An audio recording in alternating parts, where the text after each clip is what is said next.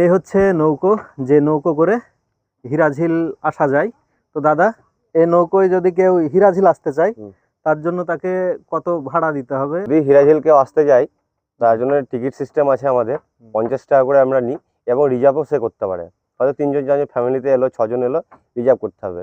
আর minimum group করে এলে 10 জন হতে হবে, তাহলে 50 টাকা টিকিটে আনা যাবে হিরাঝিল। যদি 3 জন 4 জন এরকম হয়? এরকম হলে আপনার মিনিমাম ধরেন 400 টাকা, মিনিমাম মানে 400 টাকার নিচে আপনারা আসা আসবেন না। যাবে না। হ্যাঁ, আর বোর্ডে লাইফ জ্যাকেট পেয়ে যাবেন, অসুবিধা নেই। সেফটির জন্য লাইফ জ্যাকেট আছে আমাদের কাছে। হিরাঝিল আসুন, দেখুন। বোটের জন্য যদি যোগাযোগ করা যায় হুম। বা নৌকোর জন্য, তাহলে কোথা থেকে যোগাযোগ করতে হবে? এই বোর্ডটা থাকে হোটেল মঞ্জুসা। মঞ্জু স্যার ওখানে? হ্যাঁ হ্যাঁ হ্যাঁ, আপনি অনলাইনে সার্চ করে হোটেল মঞ্জুসায় আপনি কল করে বোর্ডের সাথে বোর্ডে যোগাযোগ করতে পারেন। বোর্ড নম্বর 11, নাম রাজা বিশ্বাস। তাহলে জলপথে যদি কেউ হাজারদুয়ারি থেকে হিরাঝিল আসতে চান, তাহলে দাদার সঙ্গে একটু যোগাযোগ করে নেবেন।